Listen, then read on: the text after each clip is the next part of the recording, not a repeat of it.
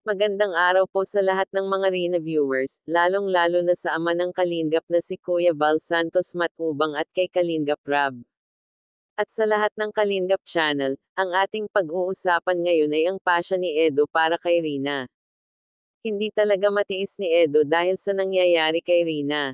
Kaya pinilit niyang binisita kahit maraming ayaw sa mga supporters ni Edrica viewers. Dahil sa sobrang awa niya sa kanyang itinuring na kapatid dahil sa mga nakaraang pangyayari. Kaya ngayon ay napag-isipan niyang bigyan ng pagkakataon na makita ito. At dito nasabi ng ibang mga viewers na baka hindi na makadalo sa birthday party ni Erica. Pero teka lang, bakit niya pinasukatan ng damit si Rina? Ito ang ating abangan, at para sa aking sariling pananaw ay parang may pagbabagong samahan na naman. Para lang sa ikabubuti ng kanilang prinsesa na si Rina. Ito ay aking sariling opinion lang, dahil noong nabanggit ni Kalingap Edo ang pangalan ni Rina Aya parang gusto pa rin ng mga idhen supporters na si Edo uli ang gusto mag-aalaga kay Rina.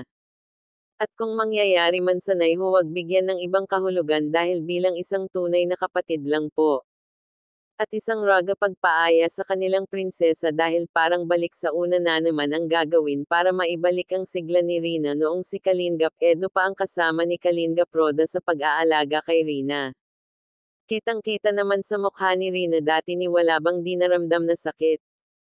Ngunit nabago ito noong biglang kinuha ng kanyang lolo Nestor, para sa ikabubuti ni Rina ay handa siyang gagawin uli ang lahat para lang sa prinsesa ng Kalingap. Thank you. Para sa iba pang update sanay like at subscribe ang munting channel kong ito at ang Kuya Val Santos Matubang channel at ang Kalingap Rab channel. Huwag kalimutang pindutin ang notification bell para updated kayo sa iba pang mga videos. God bless us all.